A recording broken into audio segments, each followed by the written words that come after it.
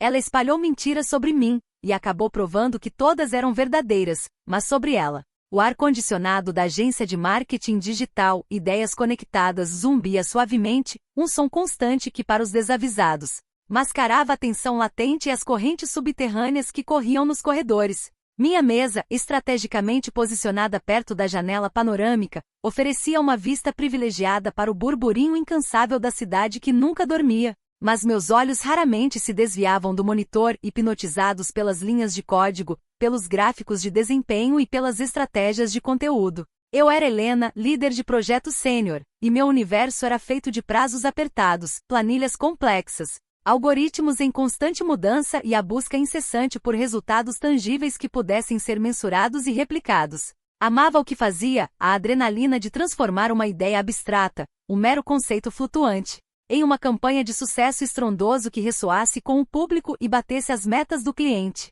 Meu método de trabalho era meticuloso, analítico, focado em dados concretos e na lógica implacável que regem o universo digital. Eu não era de grandes discursos inflamados ou de apresentações performáticas. Preferia que meu trabalho falasse por si, que os números e os resultados endossassem minha competência. Sofia, por outro lado, era a personificação do carisma, uma força da natureza no departamento de contas. Gerente de conta sênior, ela era a voz sedutora e persuasiva da agência para os clientes mais importantes. Sempre sorridente, com um brilho intenso nos olhos que pareciam capturar a luz ambiente e uma energia contagiante que preenchia qualquer sala, ela tinha o dom inato de cativar, de envolver, de fazer com que as pessoas se sentissem as mais importantes do mundo. Ela elogiava meu trabalho em público, me chamava carinhosamente de minha guru dos números, e a mente brilhante por trás de tudo, atribuindo-me um papel fundamental, mas secundário. No início eu apreciava sua espontaneidade, sua capacidade de navegar pelo cenário social complexo com uma facilidade que, admito, me faltava.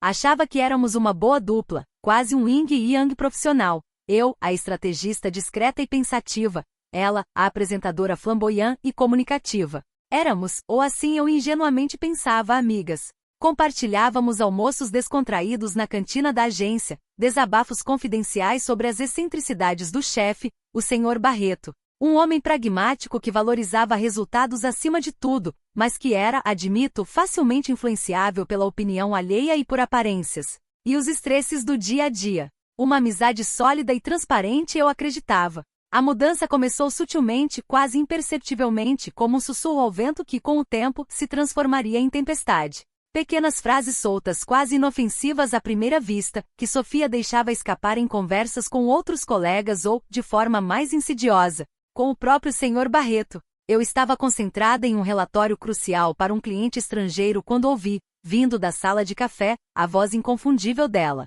Coitada da Helena, né? Tão brilhante, com uma mente tão analítica, mas tão desorganizada. Às vezes acho que ela se perde nos próprios dados, no emaranhado de informações.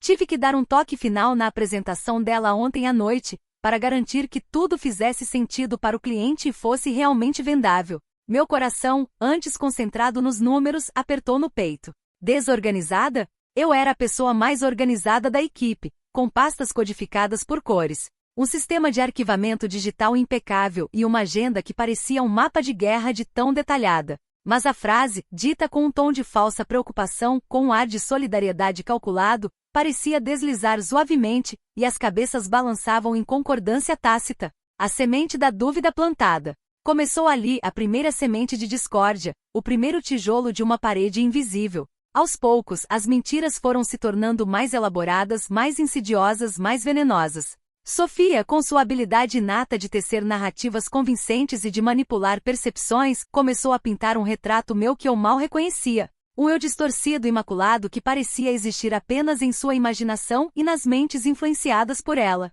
O primeiro golpe veio disfarçado de elogio, a mentira da plagiadora disfarçada. Eu estava trabalhando em uma campanha de lançamento para uma nova linha de cosméticos orgânicos, um projeto que havia me consumido por meses, envolvendo pesquisa profunda sobre ingredientes naturais e tendências de mercado. Havia desenvolvido uma estratégia de conteúdo inovadora, com um conceito visual e narrativo muito particular, baseado em elementos da natureza e da arte botânica, que remetia à pureza e à sustentabilidade. Era algo que eu considerava genuinamente original, a síntese perfeita de minha paixão e meu conhecimento. Dias antes do lançamento oficial da campanha, ouvi a assistente de Pedro, o gerente de projetos, comentando sobre a genialidade da Sofia. Ela tirou um coelho da cartola, sabe? Apresentou umas ideias para o cliente de cosméticos que pareciam até que ela leu a mente deles. Incrível, um verdadeiro talento. Aquilo me soou estranho, um alarme silencioso soando em minha mente.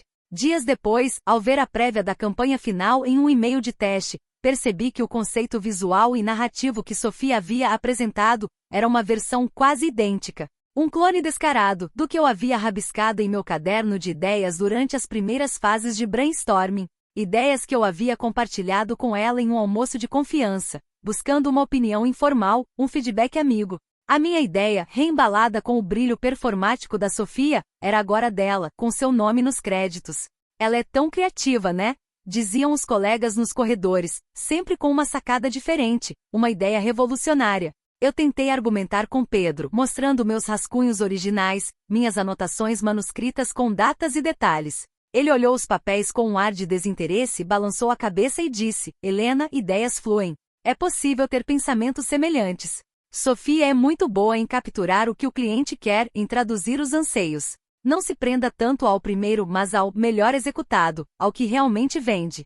Minha originalidade estava sendo questionada, e a semente da inveja, antes quase imperceptível, começava a germinar em mim, mesclada à indignação. A mentira da incompetente disfarçada veio em seguida, como uma onda silenciosa e contínua. Sofia começou a insinuar que eu não estava dando conta do trabalho, que minhas entregas eram sempre no limite do prazo, ou que eu precisava de uma mãozinha constante para conseguir finalizar meus projetos. Coitada da Helena, ela é tão detalhista, tão minuciosa, que acaba perdendo foco no tempo no cronograma geral, ela comentava em reuniões de equipe, com aquele sorriso solidário que, para mim, parecia mais um esfaqueamento pelas costas. Ontem ela quase atrasou o cronograma da campanha X. Ainda bem que eu percebi a tempo, intervi e ajudei a agilizar algumas aprovações e contatos externos. Na verdade, eu sempre entregava meu trabalho com folga com antecedência, e as supostas ajudas dela eram, na maioria das vezes, intervenções desnecessárias que só atrapalhavam meu fluxo de trabalho, introduzindo ruídos e atrasos. Mas a percepção de minha incompetência ou falta de proatividade começou a se instalar, como uma névoa densa. O Sr. Barreto, que antes confiava plenamente em mim, passou a me pedir relatórios mais frequentes, a questionar meus prazos de entrega, a monitorar minhas horas de trabalho. Eu me sentia sob constante escrutínio, a pressão me deixando exausta física e mentalmente. A mentira da manipuladora ambiciosa elevou a guerra a outro patamar, com ataques mais diretos à minha índole. A natureza das mentiras de Sofia evoluiu de passiva para ativamente maliciosa, transformando-se em ataques pessoais que visavam minar minha reputação e minha liderança. Ela começou a me descrever como uma pessoa ambiciosa ao extremo, que usava os colegas como meros degraus para ascender na carreira, pisoteando quem estivesse em seu caminho. A Helena é muito focada nela mesma, sabe? Muito self-serving. Se pisar em alguém for o caminho para o topo, ela vai pisar sem pensar duas vezes, disse ela para Tiago, um colega júnior, que veio me contar, chocado e visivelmente desconfortável. Ela é muito boa em fazer os outros trabalharem por ela, enquanto ela só supervisiona de longe com um chicote invisível. Essa mentira me doeu profundamente. Eu sempre me orgulhei de ser uma líder que capacitava sua equipe, que dava autonomia, que incentivava o crescimento individual. Aquela acusação transformou minha liderança em tirania, minha dedicação em egoísmo, minha busca por excelência em uma ambição doentia. Colegas que antes me procuravam para pedir conselhos e trocar ideias agora me evitavam, lançando olhares desconfiados, sussurrando pelos cantos. O isolamento começou a corroer minha alma, me deixando vulnerável. A mentira da instável emocional foi a mais cruel e calculada de todas, atingindo-me no meu ponto mais fraco. Ela surgiu quando comecei a mostrar sinais claros de esgotamento. As noites mal dormidas, o estresse constante, a pressão das acusações e o sentimento de traição me deixaram mais irritada, mais impaciente, mais vulnerável. Sofia aproveitou-se disso com uma frieza calculista para me rotular de instável emocionalmente. Helena está passando por um momento difícil, eu acho. Parece que ela tem alguns problemas pessoais que estão afetando o trabalho, deixando-a à flor da pele. Coitada, ela está tão sensível ultimamente. Qualquer crítica, por menor que seja, a faz explodir em fúria ou em lágrimas. Aquilo era uma facada, um golpe certeiro. Minha reputação de profissional calma e equilibrada, de líder sensata e ponderada, estava sendo destruída metodicamente, substituída pela imagem de uma mulher descontrolada, à beira de um colapso nervoso. O Sr. Barreto, influenciado por Sofia, sugeriu com um ar de falsa preocupação que eu tirasse uns dias de folga para arejar a cabeça e colocar os pensamentos em ordem. Eu me sentia encurralada, sufocada, sem ter para onde correr. A cada dia eu me tornava a pessoa que Sofia descrevia, não por ser, mas por me sentir atacada, indefesa, e a própria ansiedade me consumia. O impacto das mentiras de Sofia foi devastador, um tsunami que arrasou meu mundo interno. Minha energia vital foi drenada, minha autoconfiança, antes inabalável, desmoronou em estilhaços. Eu me sentia constantemente atacada, mesmo quando ninguém estava falando, a paranoia se instalando em minha mente. Meu desempenho no trabalho, antes impecável, uma fonte de orgulho, começou a ser afetado. A criatividade, minha maior força e paixão, minguava sob o peso da ansiedade e da desconfiança. Eu tinha medo de apresentar novas ideias, de expressar opiniões divergentes, de ser eu mesma. Comecei a me isolar, a evitar o contato com os colegas, a almoçar sozinha em minha mesa, encarando o vazio. As risadas de Carla e Pedro, que antes eu ouvia em meu desligamento forçado, agora eram substituídas pelos cochichos e olhares furtivos que me seguiam, me julgavam, me desqualificavam, me corroíam por dentro. Minha esposa, Laura, com sua percepção aguçada e seu amor incondicional, foi a primeira a perceber a extensão do meu sofrimento, a gravidade da situação. Helena, você não é assim. Você está definhando. Sua luz está se apagando. Você precisa fazer algo. Ignorar não vai resolver, vai te consumir. Ela me incentivou a documentar tudo, a registrar cada comentário, cada insinuação, cada suposta ajuda de Sofia que, ao invés de ajudar, se revelava uma armadilha, uma nova estocada. A princípio relutei. Eu detestava confrontos, detestava a ideia de me rebaixar ao nível dela, de entrar em um jogo sujo. Mas a dor era insuportável, a humilhação me consumia. Eu precisava lutar por mim, pela minha carreira, pela minha sanidade mental, pela minha identidade. O ponto de virada foi quando Sofia, em sua crescente confiança e senso de impunidade, começou a expandir seu alvo. Ela, que havia me isolado com sucesso, começou a fazer o mesmo com outros colegas que, de alguma forma, ameaçavam sua posição ascendente na hierarquia da agência. Sua ambição desmedida, antes focada exclusivamente em me destruir, agora se voltava para qualquer um que cruzasse seu caminho, que se destacasse demais. Ela se tornou mais descuidada, mais descarada em suas manipulações e mentiras, deixando rastros que antes ela cuidadosamente escondia. Helena, com o apoio inabalável de Laura, que era minha fortaleza, decidiu que era hora de agir. Não com o mesmo veneno de Sofia, mas com a precisão cirúrgica e a inteligência estratégica que a caracterizava em seus projetos. Comecei a montar meu próprio dossiê, não de acusações vagas, mas de fatos concretos e irrefutáveis. Anotei datas, horários, conversas com a permissão dos envolvidos, e-mails, prints de mensagens. Relacionei as supostas ideias geniais da Sofia aos meus rascunhos originais, provando a autoria. Registrei as ajudas dela que culminavam em atrasos ou erros de projeto, demonstrando sua sabotagem. Coletei depoimentos de colegas que, percebendo o padrão destrutivo de Sofia, começaram a se sentir ameaçados e procuraram um canal seguro para expressar suas preocupações. O desvelar das mentiras de Sofia ocorreu em uma sequência implacável, como um espelho quebrado que reflete a verdade em milhares de fragmentos. O estupim foi uma reunião com um cliente grande e exigente, a multinacional de tecnologia Inovatec, um cliente que representava uma parte significativa da receita da agência. Sofia estava deslumbrada com a chance de brilhar sozinha, de capitalizar sobre o sucesso da campanha. Ela preparou a apresentação principal, deixando-me a cargo apenas da parte técnica, dos números frios e dos relatórios de desempenho. No entanto, sua apresentação trazia gráficos, frases de efeito e um conceito central que eram cópias quase exatas de um protótipo de campanha que eu havia desenvolvido para a Inovatec no ano anterior, um protótipo que fora rejeitado pelo cliente na época e ao qual Sofia havia tido acesso como gerente de contas. A diferença era que eu o havia refinado, aprimorado, mas o cerne criativo era inegavelmente meu. A gerente de marketing da Inovatec, uma mulher perspicaz e com memória afiada que acompanhava a empresa há anos, estranhou. Sofia, este conceito me parece familiar. Não tínhamos discutido algo semelhante há alguns meses? Com a Helena?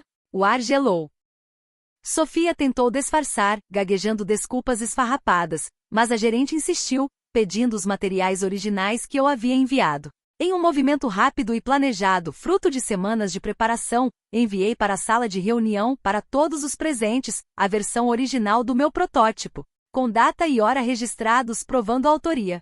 O rosto de Sofia ficou branco como papel, o sorriso vacilou, e a mentira da minha falta de originalidade se virou contra ela, expondo seu próprio plágio descarado. A verdade sobre quem realmente copiava a ideia se revelou de forma brutal e inegável.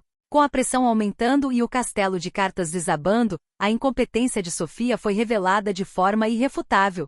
Sua suposta organização e proatividade, antes alardeadas, eram, na verdade, uma teia de microgerenciamento ineficiente e tarefas delegadas de forma caótica. Com o foco da agência no caso Inovatec e na crise de Sofia, suas outras contas, que ela havia negligenciado para se concentrar em seu ataque a mim, começaram a sofrer. Prazos de entrega importantes foram perdidos, relatórios estavam incompletos, e clientes importantes reclamavam da falta de atenção. Eu, discretamente, tinha mantido um registro meticuloso das datas e dos responsáveis por cada entrega, e os atrasos de Sofia, antes mascarados por desculpas ou transferidos para mim, vieram à tona. Em uma auditoria interna solicitada pelo Sr. Barreto, suas falhas foram expostas sem rodeios.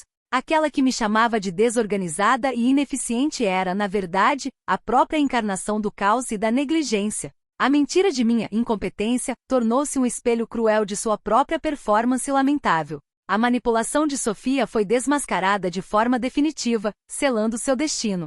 A gota d'água foi a tentativa de Sofia de manipular Tiago, o colega júnior, para que ele confirmasse que eu o havia sobrecarregado intencionalmente em um projeto, apenas para que eu pudesse ter mais tempo livre. Tiago, um jovem talentoso mas inseguro, havia sido pressionado por Sofia, que prometera ajudá-lo a crescer na agência se ele cooperasse com suas mentiras. No entanto, Tiago, já incomodado com o comportamento predatório de Sofia e percebendo que ela o estava usando como um peão em seu jogo sujo, gravou a conversa. Ele, com medo mas com a consciência pesada, me procurou, assustado e arrependido, e me entregou a gravação. Na conversa, Sofia falava abertamente de como montar um caso contra mim, de como neutralizar a Helena para garantir sua ascensão. A mentira de minha manipulação foi desmascarada por sua própria voz, gravada em áudio, uma evidência irrefutável de sua índole duvidosa. A verdadeira manipuladora se revelou, e a ética questionável que ela me atribuía era, em verdade, sua bússola moral.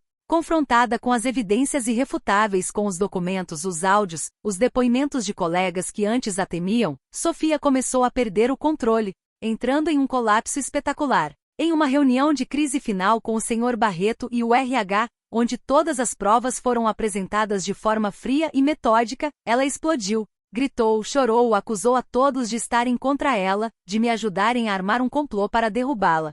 Suas reações foram exageradas, histéricas, e totalmente fora de controle, uma exibição pública de desespero e irracionalidade. A imagem de profissionalismo impecável que ela tanto cultivava se desfez em estilhaços, revelando a fragilidade por trás da máscara. A instabilidade emocional que ela havia atribuído a mim era agora uma manifestação clara e vergonhosa de sua própria fragilidade psicológica, de sua incapacidade de lidar com a verdade. O Sr. Barreto, que sempre valorizou a imagem acima de tudo, ficou chocado, enojado. A mulher que ele tanto confiava, que ele via como o rosto carismático da agência, era um poço de insegurança e instabilidade. A revelação da verdade foi um vendaval que varreu a agência, limpando o ar de toda a toxicidade. A teia de mentiras de Sofia se desfez, expondo não apenas sua má-fé, mas sua profunda insegurança, sua necessidade patológica de derrubar os outros para se sentir superior. Ela foi demitida sumariamente não apenas por plágio e manipulação, mas por criar um ambiente de trabalho tóxico, por suas mentiras que prejudicaram a imagem da agência e por sua conduta antiética. Seu carisma, antes um trunfo, tornou-se sua ruína, pois revelou-se uma ferramenta de engano. Ninguém mais ria, exceto talvez um riso irônico do destino, que havia orquestrado a derrocada daquela que se achava acima de todos. Para mim, Helena, a vindicação foi um bálsamo para a alma, um alívio imenso. Minha reputação foi restaurada, e minha credibilidade, paradoxalmente, foi ainda mais fortalecida pela provação. O Sr. Barreto, arrependido e com um ar de humildade incomum, fez um pedido de desculpas público, reconhecendo seu erro em ter sido influenciado por aparências. Ele me ofereceu uma promoção, e eu aceitei, mas com uma condição: a criação e implementação de um novo código de conduta interno, focado em ética, transparência e respeito, com canais seguros para denúncias de assédio e má conduta. Eu me tornei a diretora de projetos e inovação, uma voz respeitada, não por carisma, mas por integridade, por competência, por resultados. As cicatrizes emocionais demoraram a sarar, mas a experiência me ensinou uma lição valiosa e profunda. As mentiras de Sofia, que pareciam destinadas a me destruir, acabaram, ironicamente, por revelar a verdade sobre ela mesma. Ela espalhou mentiras sobre minha falta de originalidade, minha incompetência, minha ambição desmedida, minha instabilidade emocional. E acabou provando que todas essas características, em sua forma mais destrutiva e patológica, eram intrínsecas a ela. Sua própria malícia foi um instrumento de sua queda, a arquitetura de sua própria ruína. E eu, Helena, aprendi que a verdade, por mais lenta que seja e por mais caminhos tortuosos que percorra, sempre encontra seu caminho para a luz. E que às vezes, o maior presente que um inimigo pode nos dar é a chance de nos reinventarmos, de provarmos a nós mesmos o nosso valor, e de construirmos um legado de autenticidade que nem todas as mentiras do mundo podem derrubar.